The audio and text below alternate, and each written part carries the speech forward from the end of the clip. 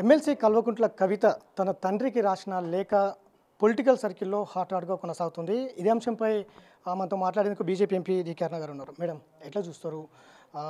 గతం నుంచి కూడా తెలంగాణ ఉద్యమ పార్టీ అన్నారు, అట్లనే నీళ్లు నిధులు నియామకాలు అన్నారు, అనేక రకాలుగా 10 సంవత్సరాలు పరిపాలించారు. ఇప్పుడు తండ్రికి లేఖలో చాలా కొన్ని కీలక అంశాలు కూడా రాసినటువంటి అందులో ప్రధానంగా బీజేపీని టార్గెట్ చేసి కూడా కొన్ని అంశాలు లేవనెత్తినటువంటి అంశం ఉంది లేఖలో.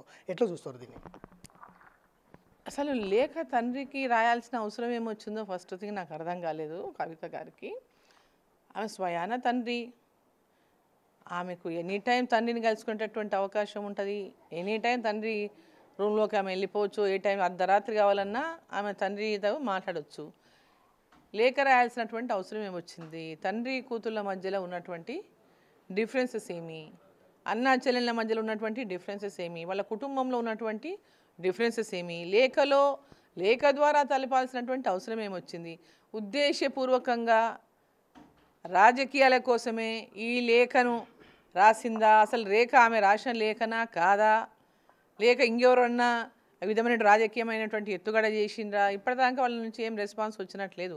లేఖ రాసిందని కానీ రాయలేదని కానీ, అది నాది అవునని కానీ నాది కాదని కానీ, ఎక్కడ కూడా నిన్నటి నుంచి తిరుగుతాం చక్కలు కొడుతూ ఉంది కానీ మరి ఎక్కడ నుంచి వచ్చినట్లేదు. బట్ దీన్ని బట్టి చూస్తే అసలు ఆ లేఖలో అసలు ఉద్దేశం ఏంది? లేఖ రాయడంలో ఉద్దేశం ఏంది? తండ్రిని కలవలేనటువంటి తండ్రి కలవనిస్తలేడా? తండ్రి ఆమెను రాణిస్తలేడా? ఎందుకోసం లేఖ రాసింది? వాళ్ళ కుటుంబం మధ్యలో ఉన్నటువంటి తగాదాల ఈ లేఖకి ఏమన్నా కారణమా? డైరెక్ట్గా కూర్చొని డిస్కషన్ చేసుకోవచ్చు. తండ్రి కూతుళ్ళు లేఖలో ఇవన్నీ ఎక్స్ప్రెస్ చేయాల్సినటువంటి అవసరం లేదు.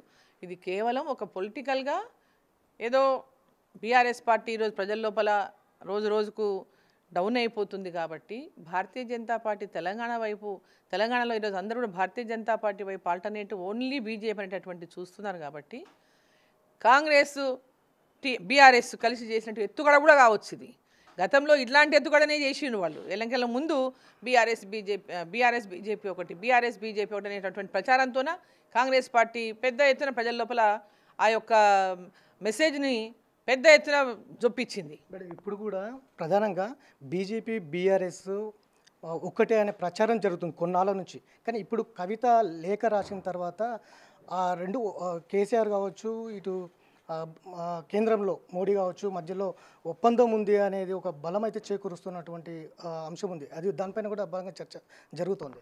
కాంగ్రెస్ బీఆర్ఎస్ కలిసి ఎత్తుగడ చేసి ఉండొచ్చు. బీజేపీని వీకెండ్ చేయాలి, తెలంగాణలో అడ్డుకునే పరిస్థితి లేదు బీజేపీ పార్టీని. తెలంగాణలో బీజేపీ పార్టీ చాలా వేగంగా ప్రజల్లోకి వెళ్ళిపోతుంది కాబట్టి ఎట్లనైనా బీజేపీని నిలువరించాలి అంటే, ఆపాలనంటే ఏదో రకమైనటువంటి డ్రామా చేయాలి.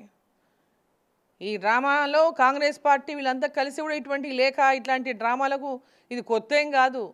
భారతీయ జనతా పార్టీని ఎప్పటికప్పుడు అడ్డుకోవడానికి కాంగ్రెస్ పార్టీ చేసినటువంటి ప్రయత్నాలు, బీఆర్ఎస్ పార్టీ చేసిన ప్రయత్నాలు ఇవేం కొత్త కాదు.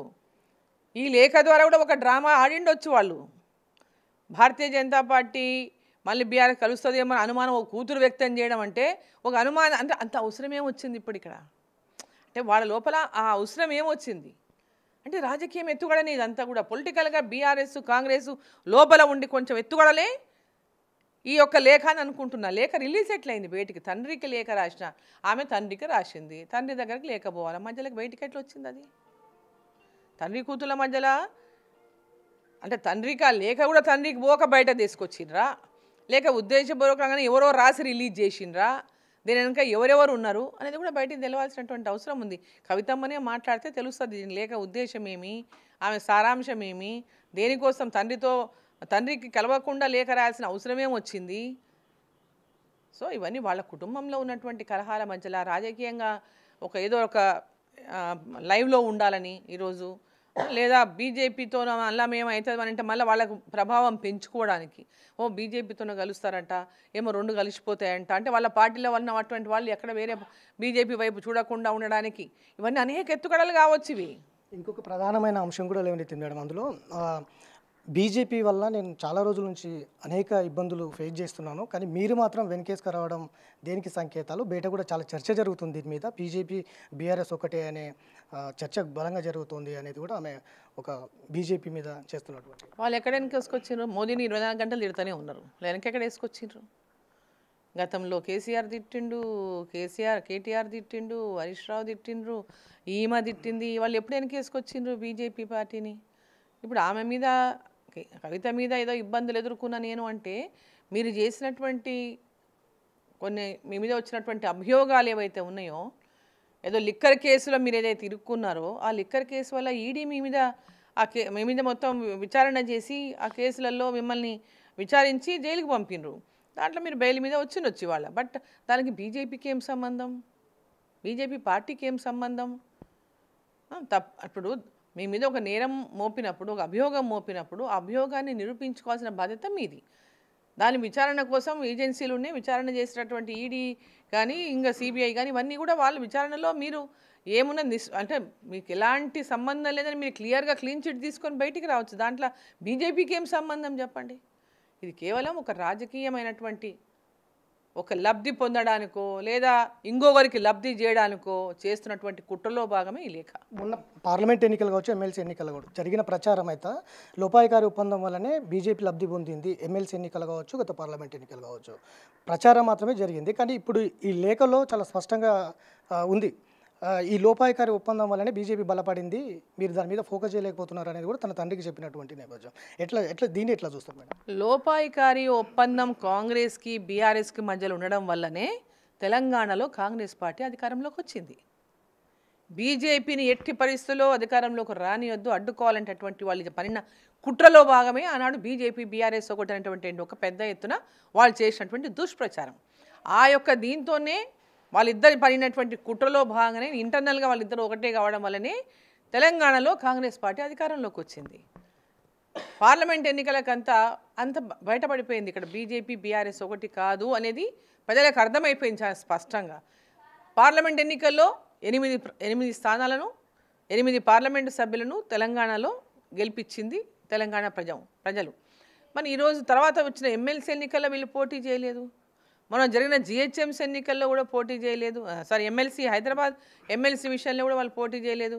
అంటే పోటీ చేయనటువంటి దుస్థితిలో ఉన్నారనంటే అది వాళ్ళు కాంగ్రెస్ పార్టీ రూలింగ్ పార్టీకి సపోర్టింగ్గా చేయలేదని మేము ఎందుకు అనుకోకూడదు?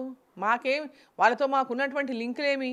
ఇవన్నీ కూడా దుష్ప్రచారం. కేవలం కాంగ్రెస్ పార్టీకి ఇప్పుడు ఏంటంటే ఏదైనా భారతీయ జనతా పార్టీని అడ్డుకోవాలి తెలంగాణలో. ఎందుకంటే వాళ్ళ మీద పెద్ద ఎత్తున వ్యతిరేకత ఈరోజు ప్రజల లోపల ఎదుర్కొంటుంది కాంగ్రెస్ పార్టీ. దీన్ని ఏ విధంగా ఇది చేసుకోవాలి, మళ్ళీ ఏ రకమైనటువంటి డ్రామా ఆడాలని, ఇది ఒక కొత్త డ్రామాకు వీళ్ళు వెనక ఉండి తెరలేపిండొచ్చు. దాంట్లో కూడా అనుమానం పడకుండా ఉండాల్సిన విషయమేం లేదు దీంట్లో. ఇదంతా కూడా ఒక కుట్రలో భాగమని మేము అనుకోవచ్చు కదా. సో ఇది మొత్తం మీద బీజేపీని ఎదుర్కొనేందుకే బీఆర్ఎస్ కాంగ్రెస్ పార్టీలు చేస్తున్నటువంటి నాటకంలోనే ఈ లేఖ, ఒక బీజేపీని ఎదుర్కొనేందుకే ఈ లేఖ ఒకటి బయట కావాలనే దీన్ని ప్రచారం చేస్తున్నారు అనేది అయితే ఎదుర్కోలేకనే, బీజేపీని ఎదుర్కోలేకనే ఈ లేఖను బయటికి తీసుకొచ్చి ఇట్లాంటి ప్రచారాలు చేస్తున్నారు అనేది. ఎందుకంటే తండ్రికి ఇటు కూతురికి మధ్య ఒక రిలేషన్ లేకుండా, అంటే నేరుగా కలవలేకుండా ఉన్నటువంటి పరిస్థితులు బీఆర్ఎస్లో ఉన్నాయా? ఎందుకు నేరుగా కలిసి చెప్పలేకపోతుంది? ఎందుకు లేఖ ద్వారానే కేసీఆర్కు పంపించాల్సిన అవసరం బీఆర్ఎస్లో ఏమొచ్చింది? ఎవరు రాశారు లేఖ? ఎట్లా బయటికి వచ్చింది అనేది అనేక ప్రశ్నలు ఇవాళ డీకేఆర్ను సంధిస్తున్నటువంటి నేపథ్యం. వీడియో జర్నలిస్ట్ వేణుతో వెంకట్, బిగ్ టీవీ, హైదరాబాద్.